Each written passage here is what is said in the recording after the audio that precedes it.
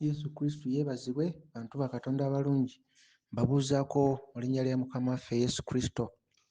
Era nga Kristo ke kakubo akatono akatutwala mu ggulu. Era kye kitangaala ekitusobosa naffe okuba tuyingira obwakabaka obw'ekitangaala. Omwoyo Omutukuvu ye muyambi waffe, kakubo akatono akatutwala mu ggulu. Era omuyambi ono omusanga oli kakubo ako. Bw'oba toli kakubo ako, omuyambi ono tosobola musanga. Omwoyo Mutukuvu ye muyambi waffe, kakubo akatono akagenda mu ggulu. Ebigambo bino bye tugabana bya batono, ebigambo ebitutwala mu ggulu, ebigambo ebituleetera okutegeera enjigiriza ya Kristo. Enjigiriza eya Kristo ye gy'asomesa, kubanga Kristo mwoyo, era abo abalina omwoyo wa Kristo be babe. Atalina mwoyo wa Kristo si wuwe. Tulaba ne Pawulo ng'akyogerako mu Baruumi 8:9. Era abantu ba Katonda abalungi, ebigambo bino bya batono, si bya buli omu. Nannyini byo agenda bitegeera. Oyo alina ennyonta munda mu ye ng'anoonya mazima agenda kutegeera ebigambo bino. Nga bw'olaba nti singa oleeta amazzi ag'okunywa n'ogawa abantu babiri, naye omu ng'alina ennyonta, omulala nga talina nnyonta wadde, era omulala bw'ogamuwa ayinza n'ogayiwa. Atalina nnyonta naye alina ennyonta, ye n'omuwa amazzi nga matono nnyo nnyo, agasanyukira, asanyuka n'omutima gwe gwonna olw'ennyonta eri eva mu ye emusindikiriza okunoonya amazzi. Kati kino ekigambo ky'abo abalina ennyonta be bagenda okukkusibwa. Era abatalina nnyonta ya mazima bagenda kuwulira nga tebategeera, batunule nga tebalaba. Naye abalina ennyonta bagenda kuwulira nga bajjuzibwa, bagenda kuwulira essanyu munda, bagenda kuwulira nga kye babadde banoonya nga bawulira munda mu bo bali mu kujjuzibwa. Era tuba tujjuzibwa Kristo, gwe mugaati gw'obulamu. Mugaati gwa bulamu si eri omubiri guno, wabula mugaati gwa bulamu eri emmeeme. N'ennyonta gye twogerako ya mmeeme, si ya mubiri guno. Ennyonta gye twogerako ya mmeeme, si ya mubiri guno. Era ekigambo kino ky'owulira, wuliriza n'omutima gwo gwonna n'emmeeme yo yonna, kuba kyabatono, kyabatono. Era oyo atakitegedde tomuvunaana, tonyiiga, kubanga kyabatono.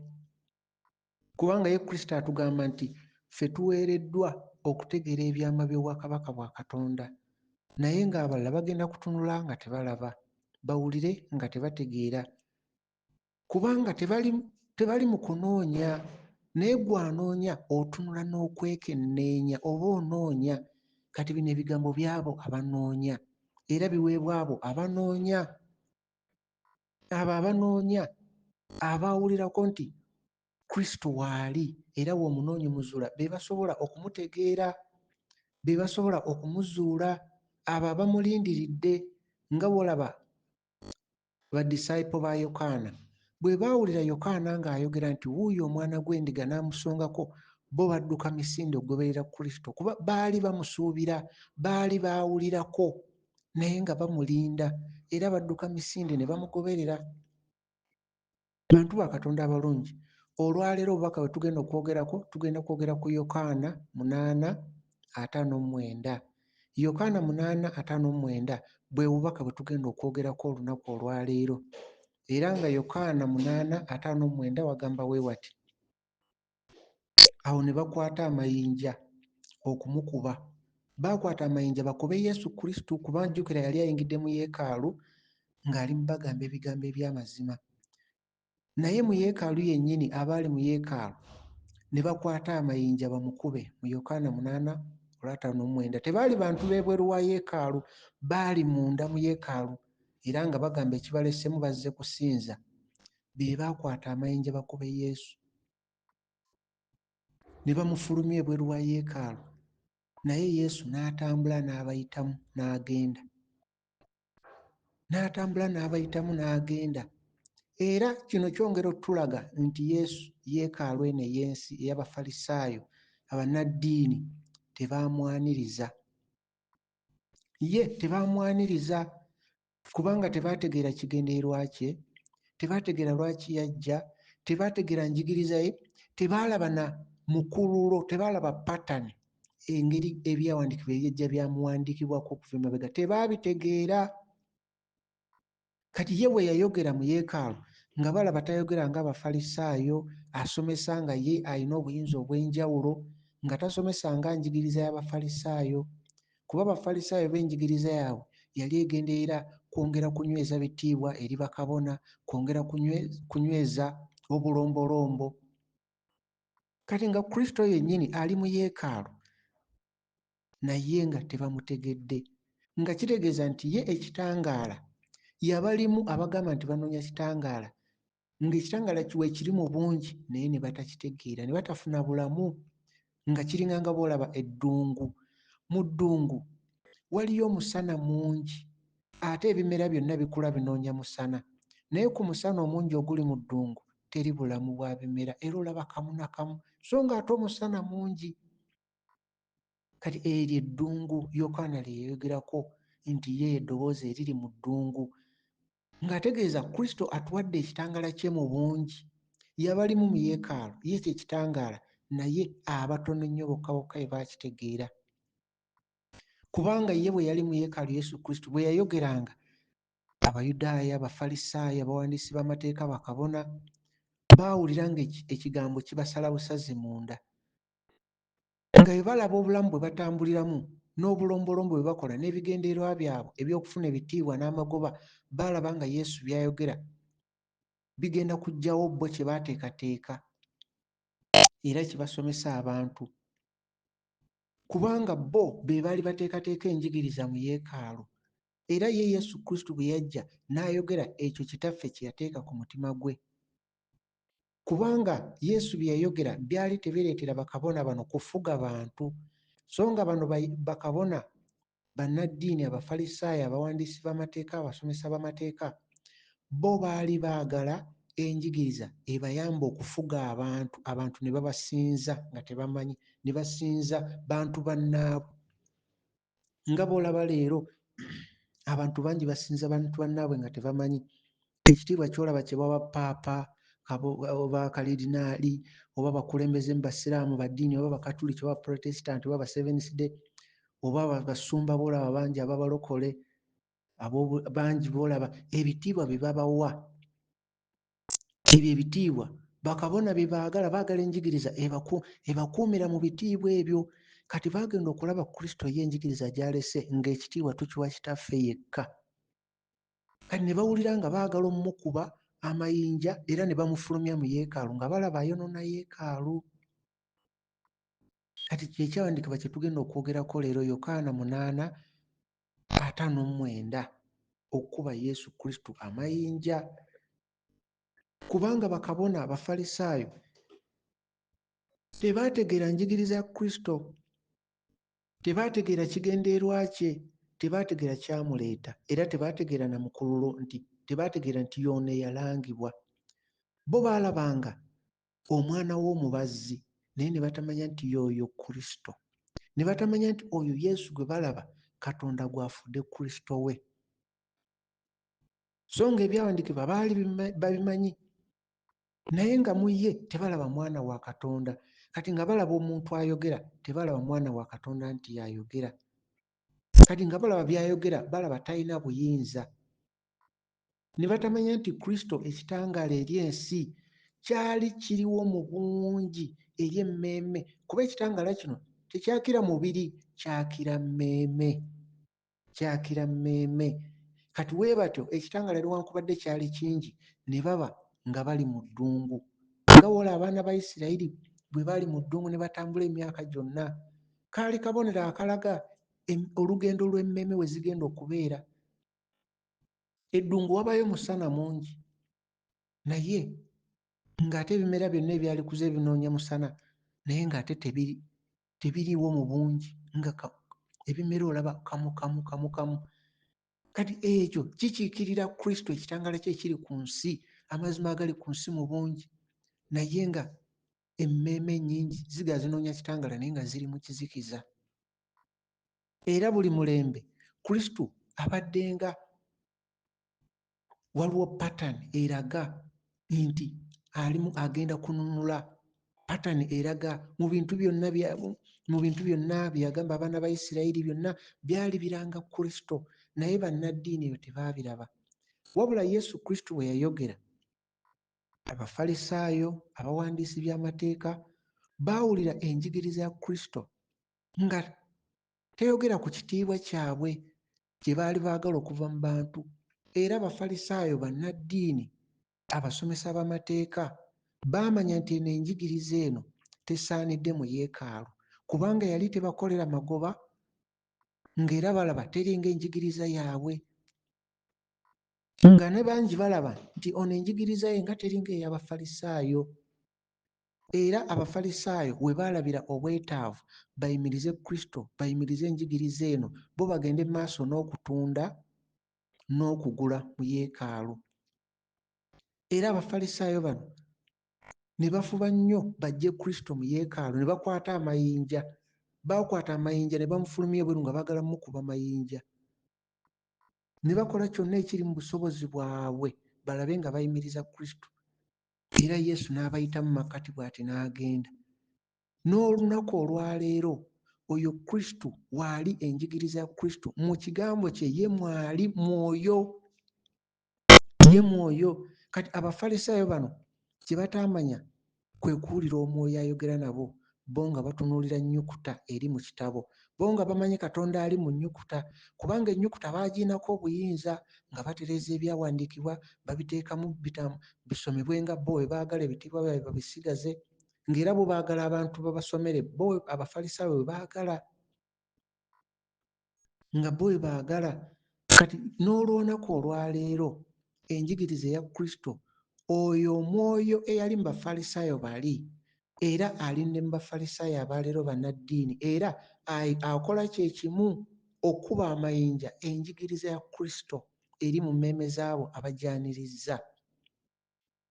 Era n'olunaku olwaleero enjigiriza ya Kristo teyanirizibwa mu ezo yeekaalu ez'ebizimbe. Kyova olaba Yesu yagamba nti ekiseera kituuse abamusinza bamusinze mu mwoyo ne mu mazima. Mu mwoyo ne mu mazima enjigiriza eyanirizibwa kuba ye kennyini ge mazima. Naye mu masinzizo ag'ebizimbe agakolebwa mu ngalo z'abantu, Katonda omusimu atuula. Era okusinza Yesu kwe yayogerako kuli mu mwoyo ne mu mazima, si mu bizimbe bye bazimbye n'engalo z'abantu. Katonda si mwatuula. Bantu ba Katonda abalungi, byonna byonna Yesu bye yakola, ebigambo bye, olugero olwo luli mu kutuukirizibwa mu mmeeme z'abo abaamukkiriza. Buli kimu kye yakola kiri mu olugendo olwo olugenda mu maaso mu mmeeme eyo gw'akkiriza amazima. Olugendo, buli kimu kye yakola, okuzaalibwa, okutambula enneno, byonna bigenda mu maaso munda mu mmeeme eyo. Bwe wakkiriza Kristo n'ozaalibwa buto, n'azaalibwa munda mu ggwe mu mwoyo, kati n'atandika okukula. Kati olugendo lwe mu bulamu. Kati olwaliro twogera ku Yokaana 8:59, twogera kati ku kaseera ako okumukuba amayinja, ekigenda mu maaso munda mu mmeeme eyo. Abafalisaayo baagendera okuba Kristo amayinja nga bagala kukuba eyo enjigiriza gy'aleese, abo abawuliza baleme gitwala munda mu bo. Era nga Yesu bwe yayogera ng'ali ku musaalaba n'agamba, Kitange basonyiwe kubanga kye bakola tebakimanyi. N'olunaku olwaleero abo abatakkiriza, abo abagala ogikuba amayinja ogijerega, abagala okulinnyirira enjigiriza ya Kristo, naffe tulina kubasaba ne tugamba, Mukama Kitange basonyiwe kubanga kye bakola tebakimanyi. Kubanga Kristo ali munda mu ggwe, era y'ayogera. Omwoyo wa Kristo ali mu ggwe, oli mubiri gwe.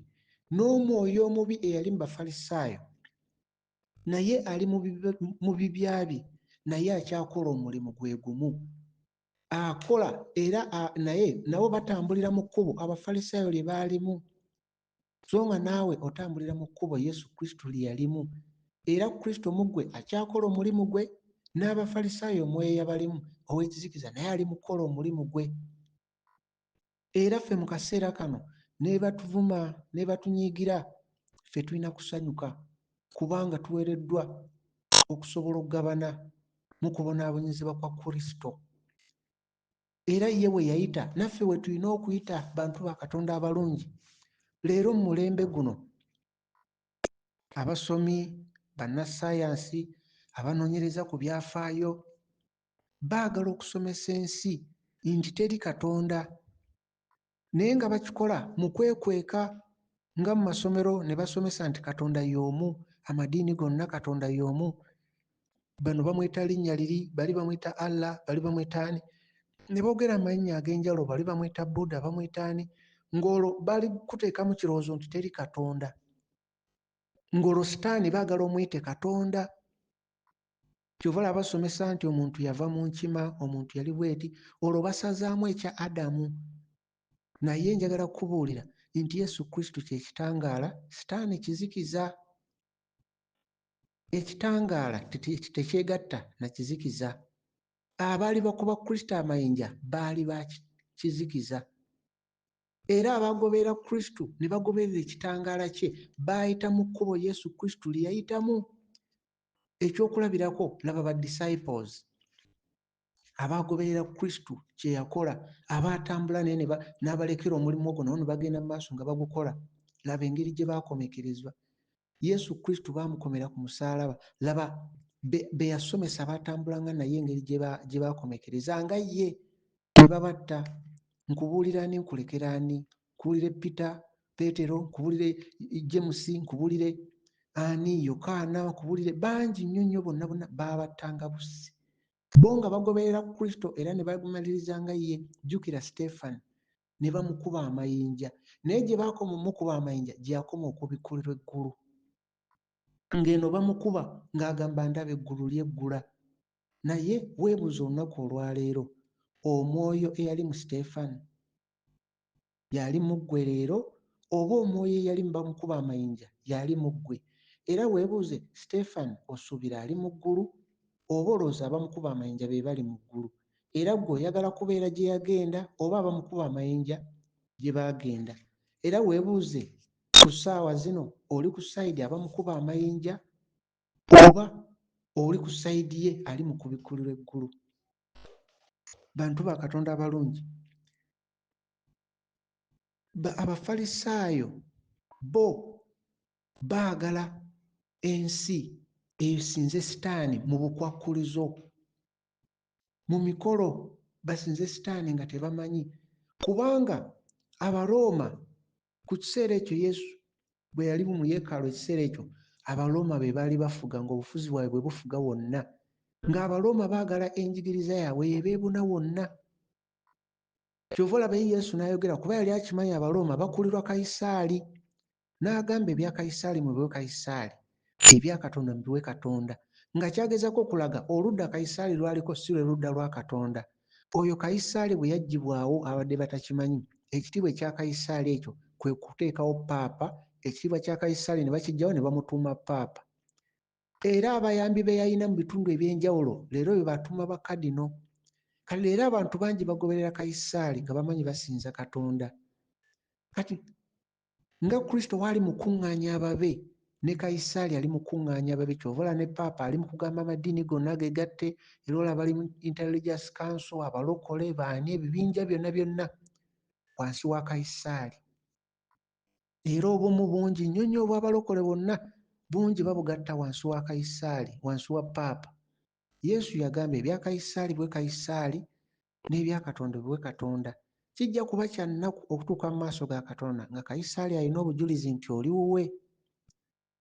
Kayisaali tuba tutegeeza omwoyo eyali mu Kayisaali, y'omwoyo y'omu yabeera mu paapa, y'omwoyo y'omu yasigala akola omulimu gwe. Era ne Kristo naye omwoyo wa Kristo era y'omu na luli ne leero n'emirembe gyonna. Bantu ba Katonda abalungi, ensonga lwaki olaba nti bannaddiini bali mu kuvaayo mu lujjudde nga bagamba beegatte babeere omu? Ekyo sitaani ky'ayagala, ayagala okwawula ababe, ayagala okufuna obujulizi.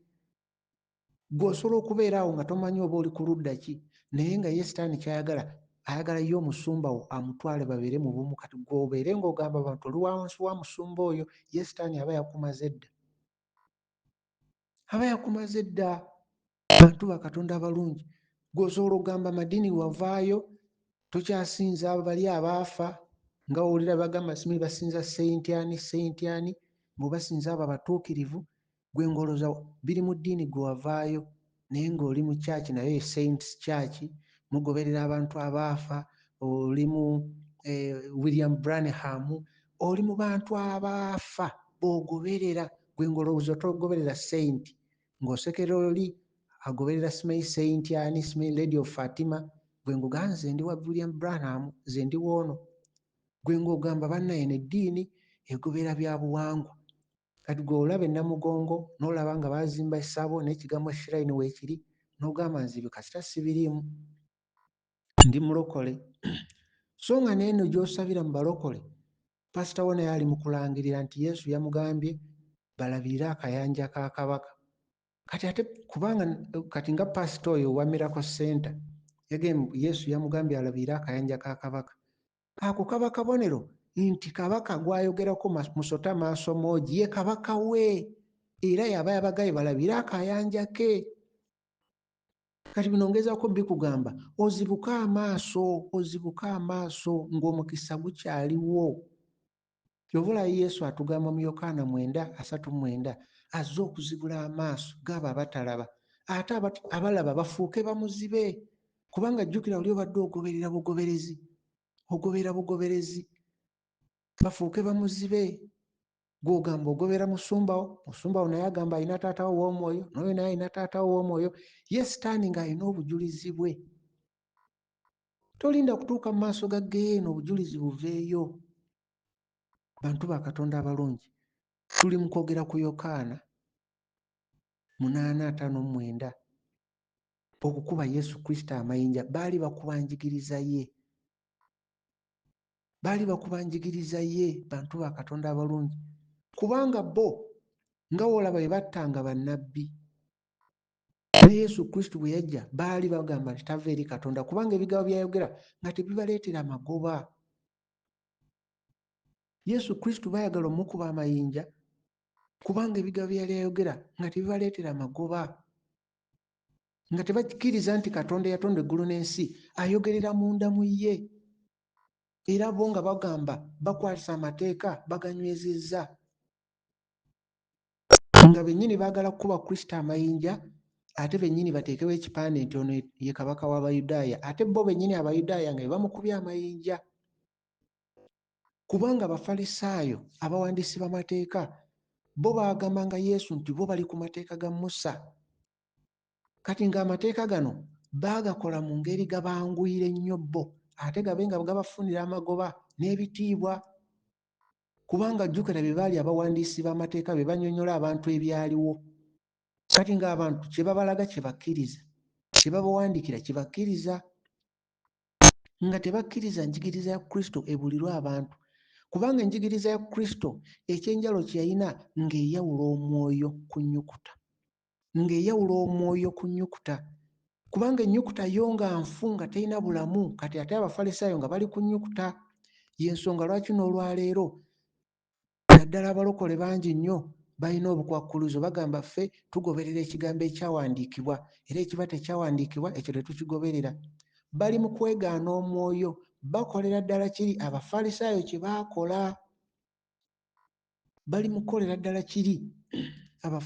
kye baakola. Bantu ba Katonda balungi, kubanga bo baali bakimanyi ennyukuta bagirinako obuyinza, bakimanyi ennyukuta bagitereeza bagikyusa n'ebakolera amagoba. N'okutuusa olunaku olwaleero abantu bayitirivu nnyo, batambulira ku kkubo erigenda mu kuzikirira. Ekkubo erigenda mu kuzikirira abalitambulirako mmeeme si mibiri gino, emmeeme ennyingi ziri ku kkubo eryo erigenda mu Geyeena. Emmeeme ennyingi ziri ku kkubo eryo erigenda mu Geyeena. Banoonya we beekwata, banoonya bifo bagamba nze nva gindi, nze ndi wagundi mu mubiri, naye nga tebeebuuza mu mwoyo bali ludda wa. Kyova Pawulo yayogera mu Bakolinso 2:4 n'agamba Katonda w'omulembe guno azibye abantu amaaso obutategeera mazima, ekitangaala ne bakiyita ekizikiza, ate ekizikiza ne bakiyita ekitangaala. Abayudaaya bano baali baasomesebwa bakabona, obutava ku nnyukuta, naye nga tebababuulira obulamu obw'omwoyo, kubanga okuyita mu nnyukuta muno bakabona baali batendeka abantu okubasinza n'okubawa ebitiibwa, ng'era kyebatendeka abantu bonna. Naye Kristo enjiri gye yaleeta enjigiriza ng'eyawula omwoyo ku nnyukuta, ng'omwoyo yannyonnyola si nnyukuta, kubanga ennyukuta bagikyusa ate n'ennyukuta etta.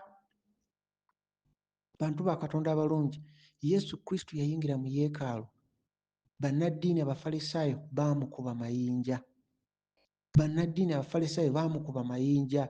Era n'olwaleero ebigambo bye tusoma mu Bayibuli, ensonga lwaki baabirekawo, baamala kubyekenneenya nga balaba tebirina gye bigenda kutwala bantu, baamala kubyekenneenya nga balaba ebirimu tebirina nnyo gye bigenda kutwala bantu. Era etwogera okubikkulirwa beewuunya nnyo, kubanga bo baali bamaze okuteekateeka ekyo kye bamanyi ng'abantu bwe bakisoma bo bamanyi tekirina gye kigenda kutwala abantu, nga basomye ne bakyekenneenya. Kubanga bo bakabona ekigendererwa kyabwe, abakulembeze b'amadiini banoonya buyinza, banoonya bitiibwa eri abakulembeze b'amadiini, banoonya kufuga nsi. Obwakabaka bwa Roma bunoonya kufuga nsi, n'olwaleero Roma yefuga ensi mu bulombolombo obwo, yefuga ensi mu bulombolombo obw'enjawulo. Era bwe batula mu miitingi zaabwe boogera engeri gye bafuga ensi, ne balaba bafuga batya ensi. Era bo bamanyi be bafuga amadiini gonna mu nsi. Bantu ba Katonda abalungi, era bo bakimanyi nti amadiini gonna, amasinzizo gonna ag'ebizimbe be bagafuga, bali waggulu waago. Ensonga lwaki ne omulabe Sitaani we yali akema Yesu yamutwala waggulu wa yeekaalu. Sitaani yalinnya waggulu kasolya ku yeekaalu ng'ayogera ne Yesu okumukema, nga kaali kabonero akalaga nti yeekaalu eri wansi wa bigere bye. Nga Sitaani yali alaga Yesu nti singa mu yeekaalu mubaddemu amaanyi teyalirinnye waggulu kasolya. Kyekyo kye tulaba mu Matayo 4:5 ne Luka 4:9. Bantu ba Katonda abalungi,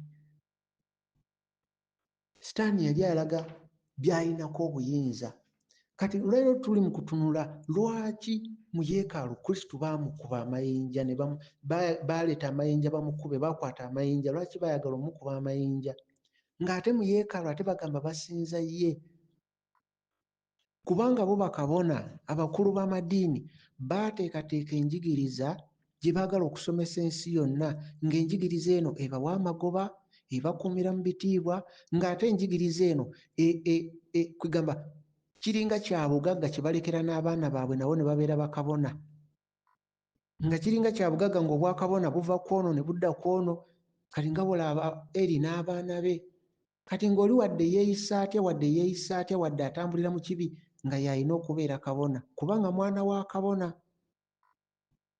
Ng'oli wadde atambulira mu kibi olw'okuba kabona, y'alina okugenda eri mu lutimbe ayogere ne Katonda. Kati Yesu Kristo bwe yajja kwe kukyusa obwakabona obwo ne baba nga si bakabona bokka be bagenda eri mu lutimbe, nga byonna ebyakolebwanga edda kaali kabonero nga kalanga Kristo.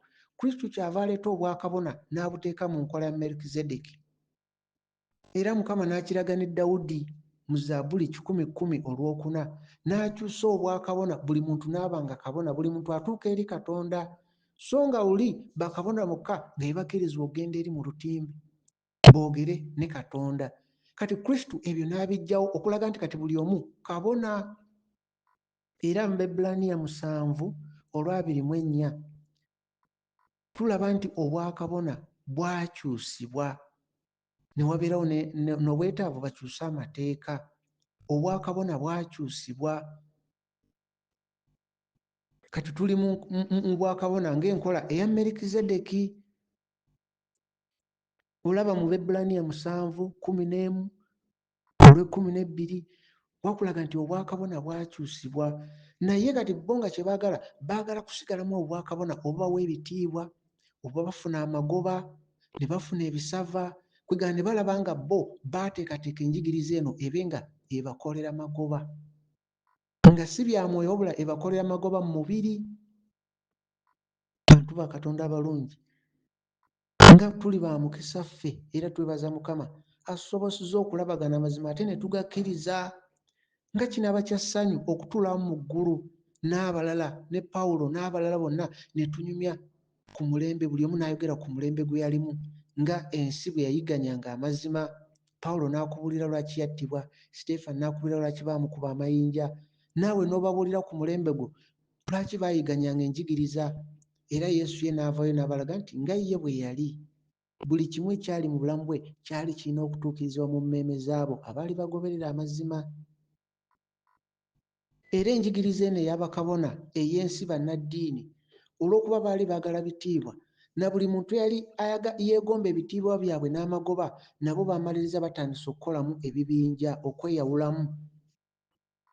Kyekimu ku kyaviirako amadiini ag'enjawulo okulabika nga beegombye ebitiibwa by'abakabona, n'amadiini ag'enjawulo ne gatandika okuvaayo, ebibiina eby'enjawulo nabo bayingire mu bwakabona bafune ebyo ebitiibwa. Y'emu ku nsonga lwaki abula amadiini mangi gaayimuka mu nsi yonna nga beegomba ebitiibwa n'obugagga bw'abakabona n'okufuga abantu, era nga bakola ebyefaananyiriza. Kati nga wolaba nti essaawa zino okutukuzibwa kuli mu kugenda mu maaso, tuli mu kutukuzibwa, emmeeme zaffe ziri mu kutukuzibwa, tuli mu kuzaalibwa omwoyo, tuli mu kuyisibwa mu muliro nga bw'olaba golodi wayisibwa mu muliro ettaka ne balyokyako ne livaako. Kati ffe ekyo kiri mu mmeeme zaffe. Kati ne bakabona nabo bannaddiini nabo bali mu kusomesa abantu, babagamba nabo bali mu kutukuzibwa, era bo bali mu kutukuza bulombolombo, ebitabo byabwe, bali mu kutukuza byambalo, amannya gaabwe bagateeka waggulu, obuweereza bwa gundi ne gundi, obuweereza bwa musumba gundi, obuweereza minisitule gundi gundi, nabo bali mu kutukuza amannya gaabwe, bali mu kutukuza n'abafu n'okufa, nabo be bali mu kutukuza emikolo, bali mu kutukuza mikolo, bukwakkulizo. Ng'ekyo kyonna lwaki bakikola? Bali mu kubikka obwakabaka bwa Katonda mu maaso g'abantu. Bo tebaagala kuyingira, naye n'abaagala okuyingira babalemesezza. Kyova olaba Yesu ayogera mu Matayo 23:13 n'agamba zibasanze mwe Abafalisaayo, bannanfuusi, abawandiisi b'amateeka, muggala obwakabaka bw'eggulu eri abantu, mmwe temwagala kuyingira, n'abaagala okuyingira mubalemesezza. Ekyo ekiri mu Matayo 23:13. Bantu ba Katonda abalungi, abayingira obwakabaka bwa Katonda mmeeme, si mubiri guno. Guno omubiri tegukulimba n'otunuulira omubiri. Guno omubiri Sitaani ye ajja kugulumba mu ngeri enjawulo, naye emmeeme tagenda gikwatako. Kati lwaki oti oyo akwata ku mubiri nga tasobola kukwata ku mmeeme, ate ffe nga tuwangula mmeeme? Lwaki amaaso go ogateeka ku mubiri ng'ate gugenda kudda mu ttaka, ate emmeeme ye esigale? Lwaki amaaso go gateeka ku mubiri? Bo baatunuulira mubiri, era baalaba Kristo ng'ali ku musaalaba ne balowooza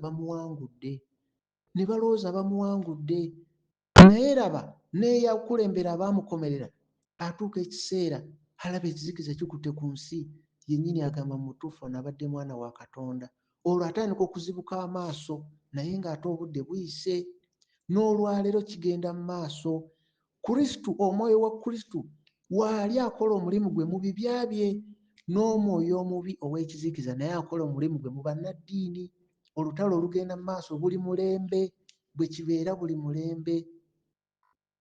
Era n'olunaku olwaleero emmeeme ennyingi ziri ku kkubo eddene erigenda mu Geyeena, nga bagoberera enjigiriza ey'Abafalisaayo, nga bayingiza ekizikiza mu bo ekifo ky'okuyingizaamu omugaati gw'obulamu Kristo. Ekkubo ttono n'abaliraba batono. Oli wa mukisa gwe awulira ebigambo ebirungi n'ofuna okutegeera munda mu ggwe, n'oba nga amaaso go galaba gabiwulira. Abantu bagenda kuba babiri batambula wamu, omu atwalibwe, omu asigale. Bagenda kuba babiri bawuliriza, omu abitegere, omulala agaane. Nga baakula bonna, omu abitegere, omulala agaane. Nga bafumbo, omu abitegere, omulala agaane. Nga baaluganda, kubanga kino kitala kyajja kwawula omwana ku taata, ku maama, ku w'oluganda. Kuba ye Katonda talina gw'agoba, naye buli muntu alina okwesalirawo mu mutima gwe. Kati anoonya eby'omubiri ye anoonya bya mubiri, anoonya eby'omwoyo naye anoonyeza mu mwoyo. Awo we wali enjawulo. Era Abafalisaayo bano abawandiisi bajja ewa Yesu Kristo ne bamugamba lwaki abayigiriza abo tebagoberera bukwakkulizo na bulombolombo bw'abakadde ba yeekaalu mu Makko 7:5 paka ku lw'omwenda. Makko 7 okuva ku lwokutaano paka ku lw'omwenda. Abafalisaayo, abawandiisi b'amateeka bajja eri Yesu Kristo bamubuuza naye lwaki abayigiriza abo tebagoberera obulombolombo, lwaki tebagoberera obulombolombo bwonna obw'abakadde b'eyeekaalu? Yesu n'abagamba nti munsinza n'akamwa kammwe si na mitima gyammwe. N'abagamba era munsinziza bwereere, mugoberera enjigiriza z'abantu. N'agamba mugoberera enjigiriza z'abantu. N'abagamba mutunuulidde okwoza ebikopo, ng'abagamba mu lugero ng'ebikopo kyategeeza nti batunuulidde okwoza mwe banywera era mwe baliira eky'omwoyo, naye tebatunuulidde kya mwoyo, nga kyabalaga nti batunuulidde yeekaalu ez'ebizimbe ne batatunuulira ye omugaati gw'obulamu, emmeeme ze gulya. Kati bo nga batunuulidde eby'omubiri tebafudde ku mmeeme, ate emmeeme eri eky'omwoyo. Bantu ba Katonda balungi, gwe leero oli ku ludda ki? Oli mu kunoonya bizimbe by'amaanyi, musumba wa linnya w'amaanyi gw'ogoberera osobole okweyagala mu bantu bagaye nze ndi w'egindi, era ffe tusabira gindi, era nze ndi w'egindi. Oli ku kikopo ovudde ku mugaati gw'obulamu gw'oteeka munda mu ggwe, oli ku kikopo ekigenda okwatika kiggwewo. Oli ku mubiri ovudde ku kyokulya n'ekyokunywa ky'onywera munda, kubanga ekyonywa ky'olya kye kigenda munda mu mmeeme eyo, si kikopo. Yesu bye yali agamba Abafalisaayo nga bamugamba lwaki abayigiriza abo tebagoberera bulombolombo bw'abakadde mu Makko 7 kuva 5 paka 9. Bantu ba Katonda abalungi, twogera ku Yokaana gwe twogerako, twogera ku lunyolo Yokaana, twogera ku Yokaana 8:5-9. Yesu bwe baayagala omukuba amayinja. Lwaki? Kuba baba bakuba njigiriza. Yesu n'agamba ekiseera kituuse abamusinza bamusinze mu mwoyo ne mu mazima. N'olunaku olwaleero oyo omwoyo omubi eyali mu Bafalisaayo leero era naye ali mu kuyigganya abasabira mu bizimbe, abalina katonda waabwe atuula mu bizimbe ebizimbibwa n'abantu, balina olutalo n'abasinza katonda ali mu mwoyo. Akabonero akalaga nti mu lujjudde beegana Kristo ali mu mwoyo. Akabonero akalaga nti omwoyo eyali mu Bafalisaayo agenda mu maaso okukola omulimu gwe, mu abo abanoonya ebitiibwa ng'Abafalisaayo, era n'omwoyo wa Kristo agenda mu maaso mu ebyo ebibya bye, abatambulira nga Kristo bw'ali. Era nga olaba nti Kristo yamaliriza bamukomedde ku musaalaba n'abamugobera badisayipolo abo ngeri gye baamaliriza. Naye weebuuza olwaleero Abafalisaayo bali ludda wa ne Yesu ali ludda wa? Era ggwe osuubira ojja kubeera wa? Era ku ekyo ky'osuubira leero ogoberera ki? Oli mu mwoyo oba oli mu bizimbe oba oli mu mubiri? Ogoberera baafa, basimanyi Sentyaani mbu omutuukirivu simanyi Peetero omutuukirivu ani? Oli mu kugoberera baafa oba osinza Kristo omulamu? Tokkiriza kulimbibwa, tokkiriza magezi g'okulimbalimba. Omuntu omu yabadde ambuulira nti ye gy'asabira baabawadde obutabo wa William Branham, olwo oli mu kusinza bafu. William Branham omumanyi? William Branham yali mubuulizi wa njiri era yafiira mu kabenje ak'amaanyi. Omusajja eyali atamidde n'ajja n'atomera emmotoka n'afiira omwo, n'alekawo abantu abaali bamusinza nga Katonda ne batandika okugaba obutabo bwe. Era bwe bakozi ba bizinensi kuba bakimanyi, bw'oba ogoberera ye ogenda omunoonyeeko ogule n'obutabo. Oba tolina njawulo ne bali abagamba nti basimaye basinza, oba tolina njawulo n'Abakatuliki abasinza simanyi Sentyaani omutuukirivu ani, naawe oli mu kusinza bafu. Bantu ba Katonda abalungi, ekkubo ttono n'abalira batono, ekkubo ttono b'abalira batono. Totawaana kudda awo kukaayana n'abantu. Kino ekigambo ayina ennyonta ajja kitegeera, era atalina nnyonta togenda kukimukakamu. Ennyonta y'erina okumuleetera okunoonya, si kukaka muntu nti akkiriza kino kkiriza kiri, kuba ajja kukkiriza ggwe okulw'okukusanyusa. Ekkubo ttono naye Mukama agamba abanoonya bajja kuzuula. Kati lwaki ofuba okubuulira omuntu atanoonya? gwe mubuulire ky'osobodde naye temukaanya, kuba si gwe alina omukkirizisa. Ennyonta ye yeyina omulaga amazima, kuba omubuulizi ye Katonda yakwata ku mutima gw'omuntu n'amujjuzaamu ekyo ky'anoonya. Ye gwe muggo gw'obulamu, ge mazzi ag'obulamu, yawa abo abalina ennyonta. Ye gwe mugaati gw'obulamu, yawa abo abalina enjala munda mu mmeeme. Toyinza kkaka muntu atalina njala n'omuwa ekyokulya, kubeerawo n'akimuwa ne wanakikwata agenda kukisuula busuuzi. Bantu ba Katonda abalungi. Era Abafalisaayo nga bali mugamba Yesu Kristo, nga bamugamba nti lwaki abayigiriza abo tebagoberera obulombolombo bw'abakadde. Nga naawe leero bangi bakubuuza lwaki togoberera omusumba obyakugamba. Omusumba wakugamba kino, ayagala omufukaamirire, ayagala mumugoberere nga muli ba bodyguard, ayagala mumusinze nga Katonda, omwana we ye musumba addako mu kkanisa. Kati gw'oba tobikkiriza beebuuza lwaki togoberera obulombolombo bw'abakadde. Mu Yokaana 8:41 Yesu n'abagamba muli mu kukola ebikolwa bya taata wammwe. Ne bagamba ffe tulina taata waffe era ye Katonda. Mu Yokaana 8:41 Yesu n'addamu n'abagamba mu Yokaana 8:42 Yesu n'abagamba singa mwali ba Katonda mwalinjagadde, nga kyategeeza baaliyagadde enjigiriza ye. N'agamba kuba nava eri Katonda. Mu Yokaana 8:44 Yesu n'abagamba mwe muli ba kitammwe Sitaani, era bye yeegomba, era nammwe mwegomba bya kitammwe era bye mukola. N'agamba kitammwe yali mutemu okuva mu ntandikwa, era nga tayagala mazima, kubanga muli ye temuli mazima, era mulimba era ye taata w'obulimba. Yesu n'abagamba mazima, n'abagamba mmwe muli ba taata wammwe Sitaani. Kuva mu ntandikwa tayagala mazima, era amazima tegali mu ye. Kati amazima bwe gabeera mu ggwe ge gayaayaanira amazima. Kristo bw'abeera mu ggwe y'amanyi ekigambo ekiva ewa kitaffe, era yakyaniriza era yakyawula.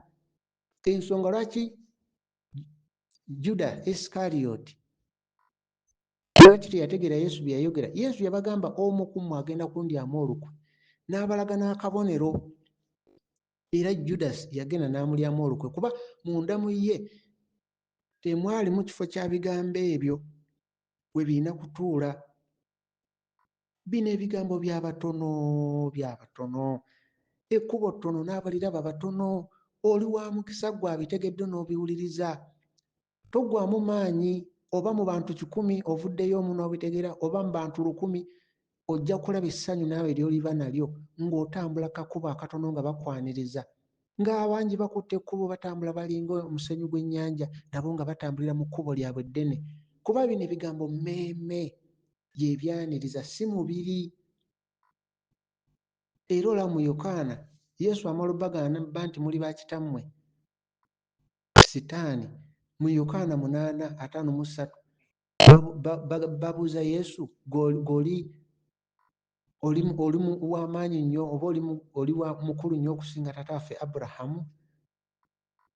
Mu Yokaana 8:56 Yesu abagamba taata wammwe Abulahamu yasanyuka okulaba olunaku lwange era yalulaba n'asanyuka. Yesu ng'okululaba era n'asanyuka. Mu Yokaana 8:57 ne bamugamba gwe atanaba na kuweza myaka 5 wali olabeko ku Abulahamu? Kati nga bibasobedde. Ng'ekituufu Yesu by'ayogera bali mu mubiri, ye ali mu mwoyo, tebalina kye bategeera. Yesu n'addamu n'abagamba mu Yokaana 8:58 n'abagamba Abulahamu nga tannabaawo nze naliwo. Era Yesu bwe yayogera ekyo nti mu Yokaana 8:58 Yesu kasita yayogera ekyo nti Abulahamu nga tannabaawo nze naliwo, awo we baakwatira amayinja. Kyova olaba mu Yokaana 8:59 olwo bakwata amayinja bamukube, nga balaba ayogerera ddala ebintu ebitasoboka, nga balaba byayogera. Bo bamanyi ennyukuta yaabwe, bamanyi amateeka gali mu bitabo, babikutte, balina ebitabo ebinene. Kati nga bo bamuwadde baagala asome, naye abagamba Abulahamu nga tannabaawo nze naliwo. Bamubuuza gwe atannaweza na myaka 5, olwo kwe kukwata amayinja bamukube. Era ekyo kitujjukiza Mukama kye yalaga Koseya mu Koseya 4:6, abantu bange basaanyizibwawo olw'okubulwa okumanya, olw'okubulwa okubikkulirwa. Kati era oyongera okulaba nti ekizibu kyabwe kubikkulirwa, tebabikkulirwa Kristo y'ani. Era ekizibu kyabwe kye balwanyisa, ensonga lwaki baakwata amayinja bakobe Yesu nga kyabikkuliddwa tebakibikkuliddwa, nga bali mu magezi gaabwe. Beebuuza gwe atanaweza myaka 5 Abulahamu wamulabako? Kati beebuuza bano abataaliwo Adamu nga waali batubuulira bati ebya Adamu ibaaliwo? Naye ng'ate waliyo emmeeme ebyaniriza, kubanga bo abannaddiini bye bamanyi bali mu bulombolombo, bali mu kuza ennaku za Sitaani, bali mu kuza Easter, bali mu kuza ennaku Krismasi, bali mu kuza simanyi ennaku zonna eza Sitaani bazikuza. Sitaani obulombolombo obwo ne bugatta amadiini gonna, Ababuda, abaaki bonna bakuza Krismasi, Easter, bakuza omwaka guweddeko crossover. Kati bo nga bamanyi ddala ddala bali mu Katonda, nga bali mu kukuza obulombolombo, emikolo, nga beerabidde nti egyo emikolo egy'ensi egya Sitaani gijjawo omwoyo wa Katonda, kuba ekizikiza n'ekitangaala tebibeera wamu. Kati buli lwe bakola emikolo gyo gira emikolo gya Sitaani. Kati buli lwe bakola emikolo egyo ekitangaala kibaviira, kuba bwe be balonze ekizikiza nga teri abakase, kubanga balaba emikolo nga mikulu nnyo okusinga omwoyo, naye nga tebatunuulidde mwoyo kyali emabega w'emikolo egyo. Bo balaba kukuza Easter, ne balaba ennaku ez'ebikujjuko, abayimbi bayimba, abasanyuka, ab'amabaala bakola ssente, ne bateebuuza naye mwoyo kyali mabega w'emikolo egyo. Ekyo tebakyebuuza. Bo nga kyebaliko bantu ba Katonda abalungi, ekkubo ttono n'abaliraba batono. Ky'obola Pawulo yayogera mu Bakolinso 2:4 n'agamba oyo Katonda w'omulembe guno azibye ab'omulembe guno amaaso, era bangi okuyaayana okuli mu mmeeme zaabwe abali mu kutambulira ku kkubo eddene erigenda mu Geyeena, banoonya ngeri gye batuukiriza bulombolombo bwa ddiini, banoonya ngeri bakabona banoonya ngeri gye bayongera kufuna magoba mu bintu bya Katonda, batunda butabo, bataddewo ebiweebwayo eby'enjawulo, ebibbo eby'enjawulo, banoonya magoba. Bali mu kuteekateeka, bali mu kukakasa buweereza nti bwabwe ng'abantu. N'ayogera nti erinnya lya gundi ministries, gundi linnya liri kwegamba nga banoonya, abalala banoonya byamagero, ebalaba abantu banoonya byamagero n'ateekerawo ddala n'ekigambo nti Miracle Center. Abantu abalina ebyo banoonya kyakuddamu, banoonya solution, oli ekirala n'akituuma solution center, kwegamba abalala bali mu byawandiikibwa nti bo abantu bababuulira bukristaayo, si Kristo naye bukristaayo. N'owulira nti Christianity Center, Christianity Life, si Kristo. Abalala owulira nti Life Church, naye nga bazibiddwa amaaso, tebalaba nti bano abantu Kristo baamuvaako dda. Obubonero bwa Sitaani obuyitirivu obujjudde mu makanisa ne wobwogerako bakunyiigira bunyiigizi, naye nga leero obabuuza muli ku sayidi abaagala okuba Kristo amayinja oba muli ku sayidi y'Abafalisaayo? Bakugamba ffe tuwulira kigambo tugenda mu ggulu, ffe twagala kusumululwa. Bantu ba Katonda abalungi, kankubbireko, abantu bangi bwe bava mu bulamu bw'ensi eno, abangi ennyo abalinga omusenyu batuukira mu Geyeena, naye nga wano ku nsi bangi bali mu masinzizo. Kati gwe weebuuza onaatuukira wa? Beera ng'okirowoozaako, kubanga ye Mukama kitangaala, talina kakwate na kizikiza. Nga wola mu Bakolinso 2:6-14, ekitangaala tekirina kakwate na kizikiza. Gw'oba ogamba oli mu kitangaala ate ng'olaba muli mu kukuza Krismasi, muli mu kukuza Easter, muli mu kukuza ani?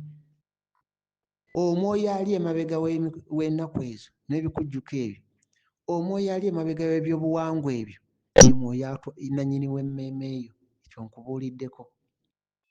Tebibeera wamu, ekitangaala n'ekizikiza tebibeera wamu.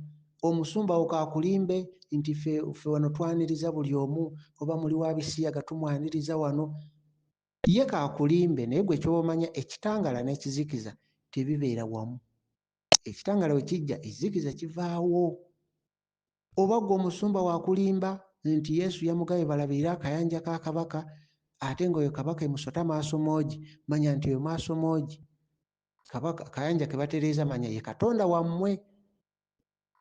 Gwe oyinza okuba tosabirayo naye ng'ate musumba we taata wooli.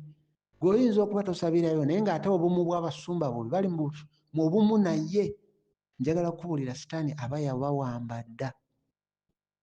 Okusalawo kuli mu mutima gwo. Okusalawo kuli mu mutima gwo.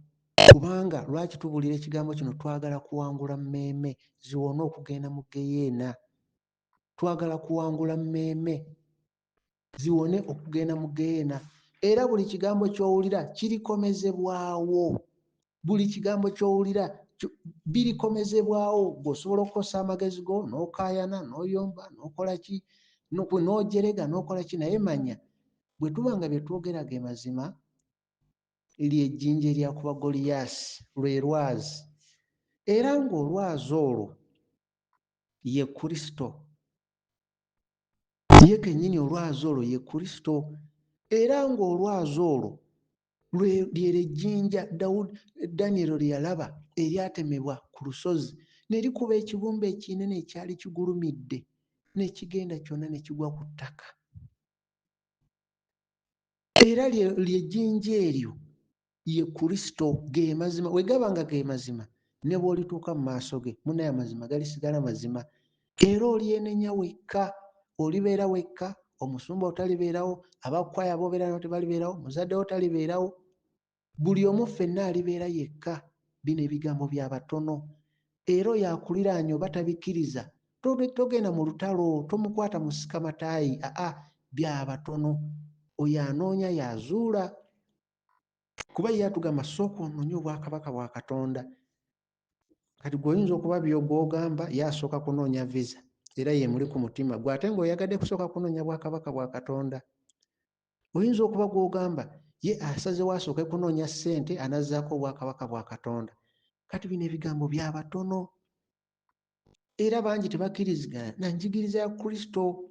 Baagala gikuba mayinja ng'Abafalisaayo bali be twogerako mu Yokaana 8:5-9, abaayagala okuba Kristo amayinja era ne bamugoba ne mu yeekaalu gye baazimba n'engalo ebizimbe ne bamugobamu.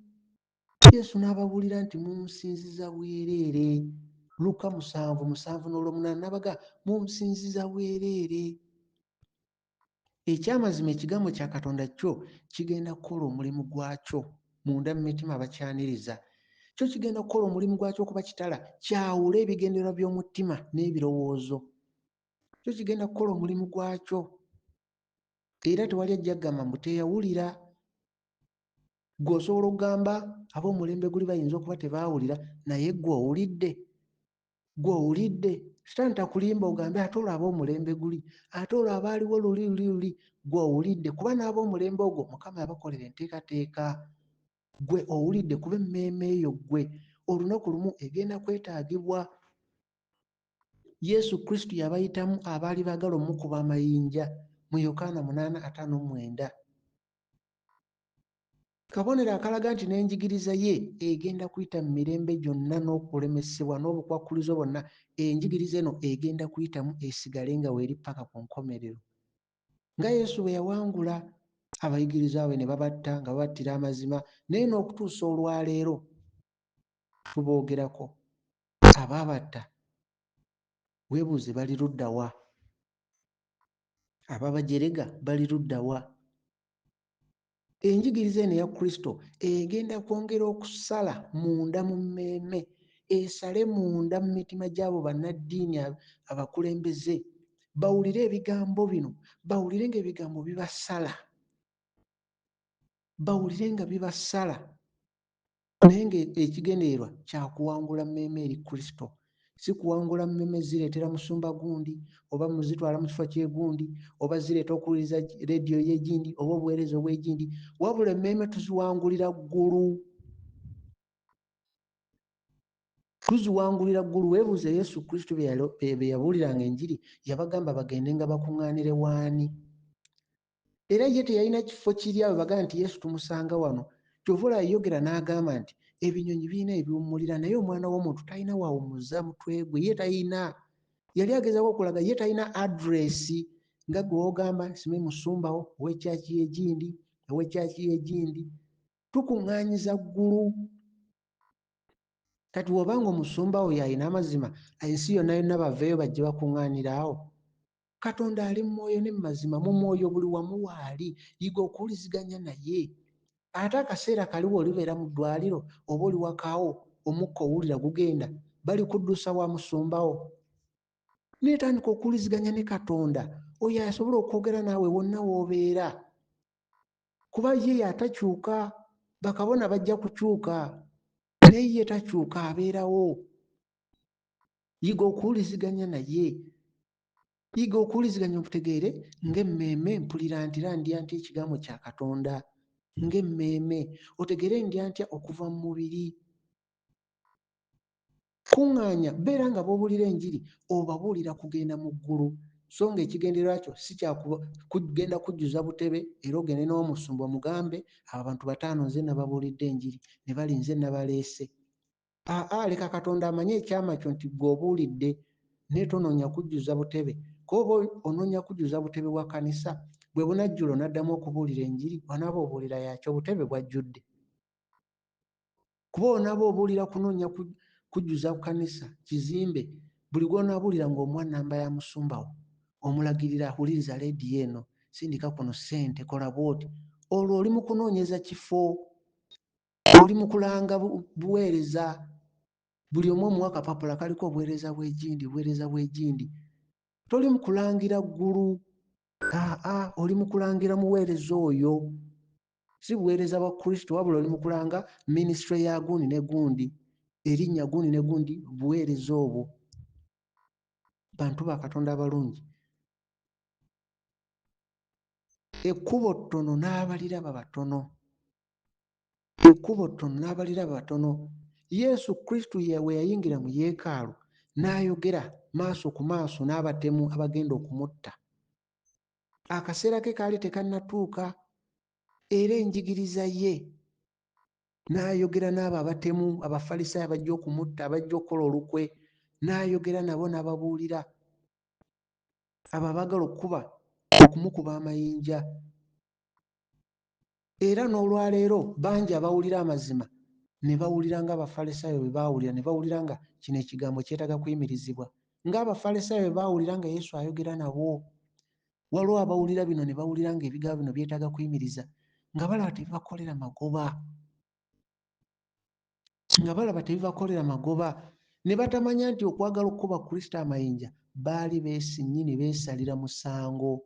Ebigambo byabwe, ebikolwa byabwe, buli omu birisigala mu mmeeme ye paka ku lunaku lw'okusala omusango.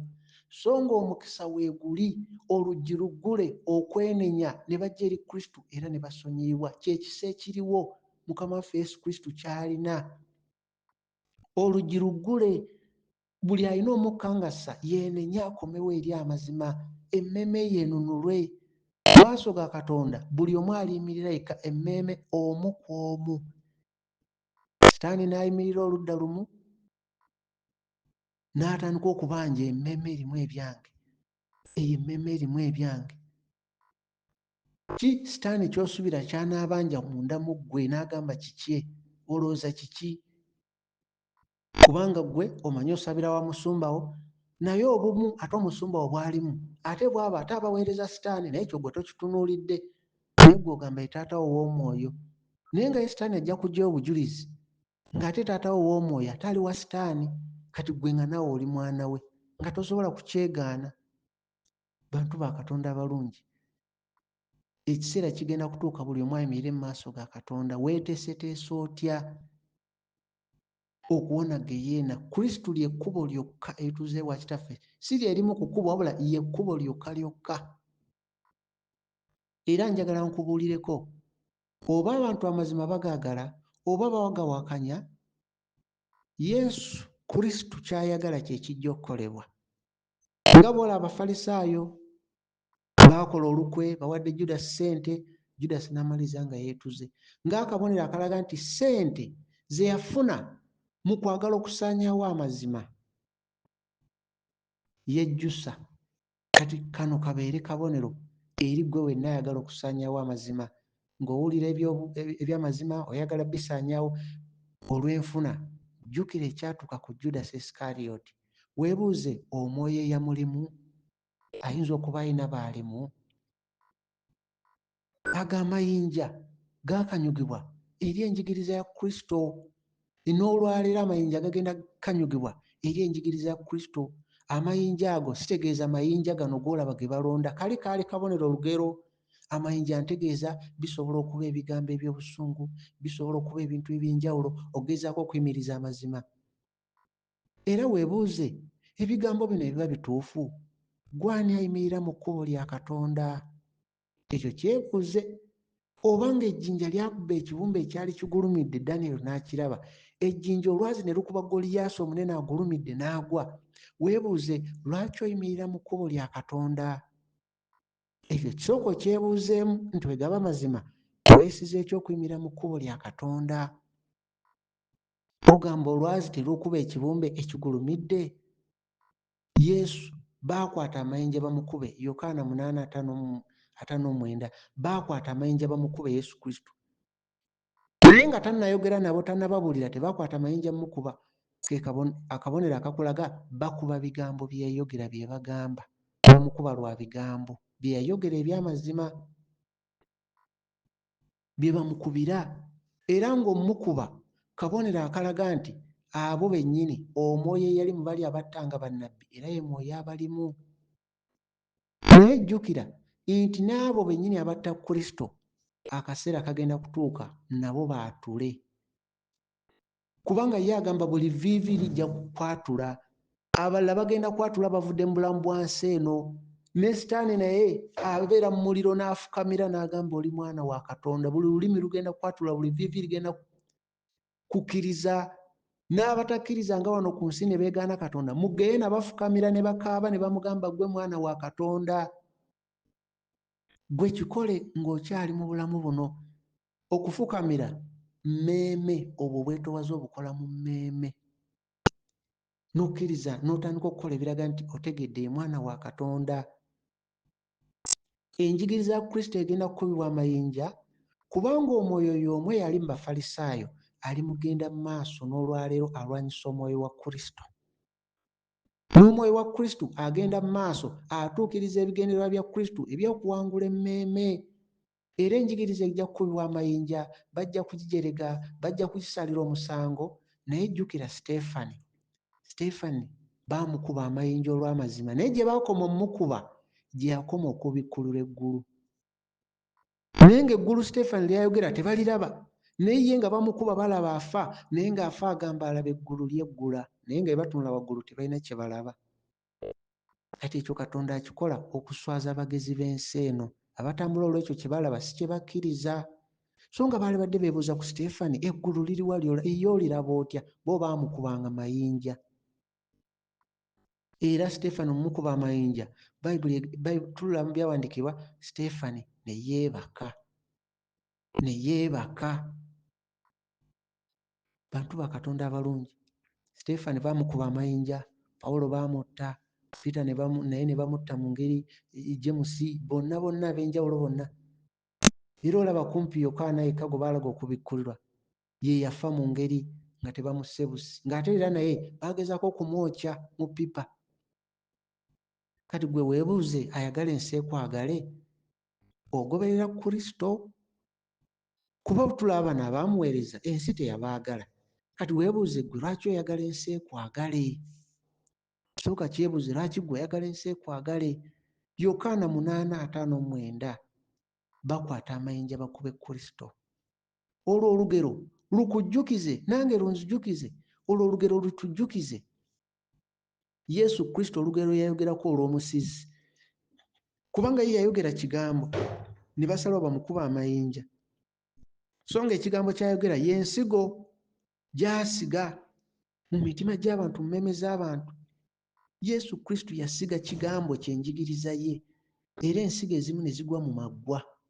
Si buli nsigo yonna yagwa ku ttaka eggimu. Ensigo ez'enjawulo zaagwa mu bitundu nga si ttaka ggimu. Ebisinga obungi naye ensigo entono ze zaagwa ku ttaka eggimu. N'olunaku olwaleero ekigambo kye ekyagala okusumulula emmeeme mu njegere okuva eri omulabe, abalala baagala kunyweza mmeeme z'abantu nga bali mu njegere.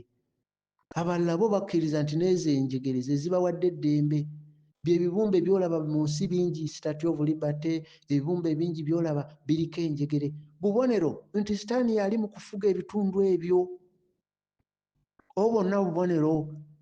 Naye lwakubanga omulabe azibye amaaso g'abangi, oyo Pawulo gwayogerako mu Bakolinso 2:4, abazibye amaaso bino byonna tebabiraba.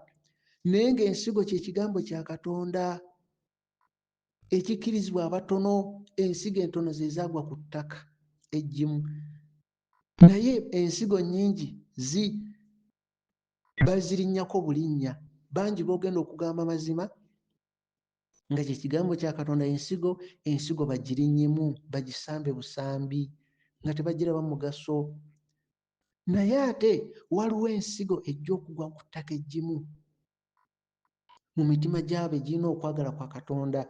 Ensigo eyo egenda kkula erete ekimuli ekirungi, the Rose of Sharon, erete ekyama, Rose of Sharon, ekimuli kino ekya rose.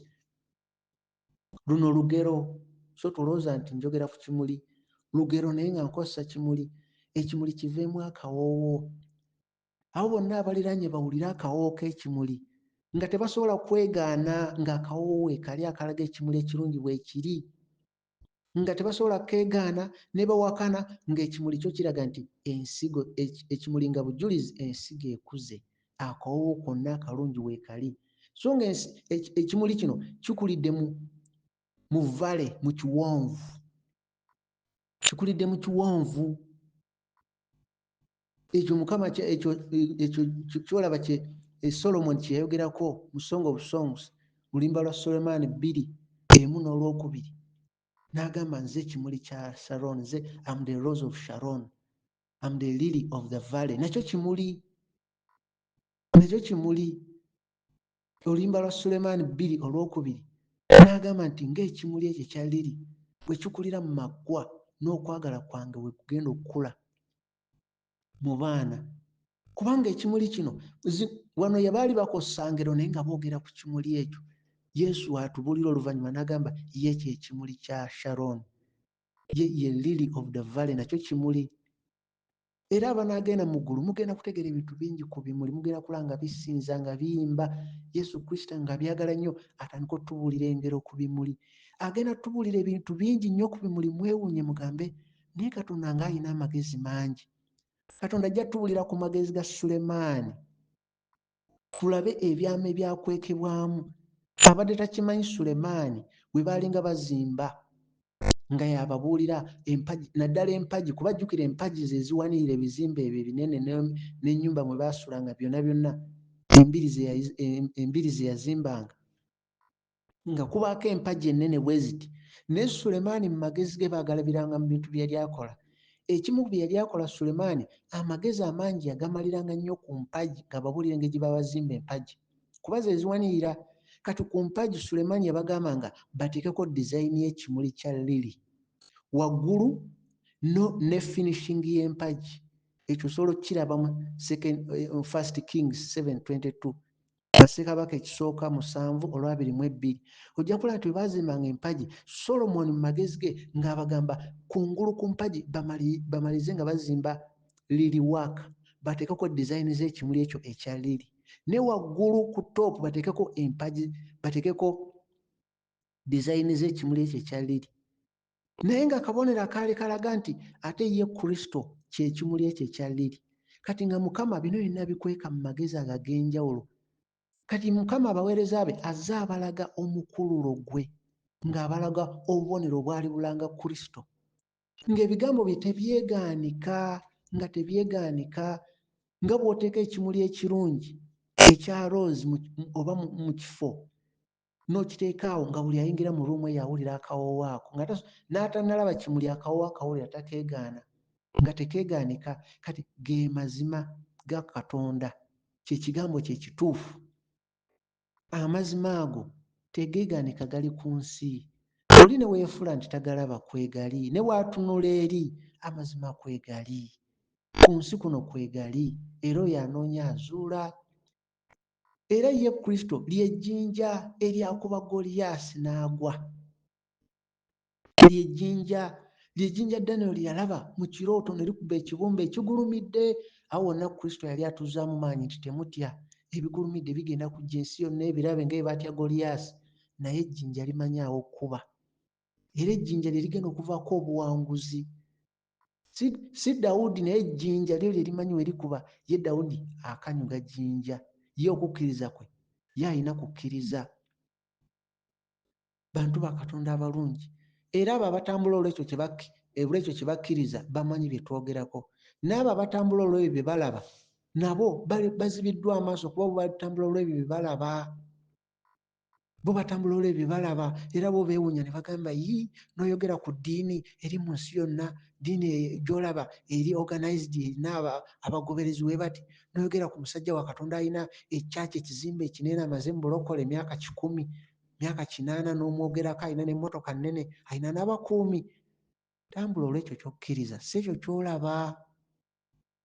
Njagala kukubulira nti Abafalisaayo, abawandiisi b'amateeka, abasomesa b'amateeka abo, abakulembeze b'amaddiini, bw'oba ng'oli omu ku abo, weebuuze biki by'oyiga ku bulamu bwa Yesu Kristo? Biki by'oyiga ku abo abaali baagala okukuba amayinja Yesu Kristo? Kubanga baali bakuba bigambo by'ayogedde.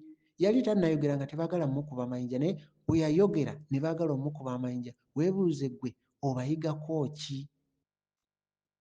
Obayigako ki? Bwe tulaba mu Matayo 21:42, Yesu n'ababuuza, mmwe temwasoma byawandiikibwa? Ng'agezaako okulaga nti eryo ejjinja abazimbi lye beebalama, ejjinja lye limu gwe gwali omutwe gw'oku nsonda. Era n'agamba buno kwe kukola kwa Mukama.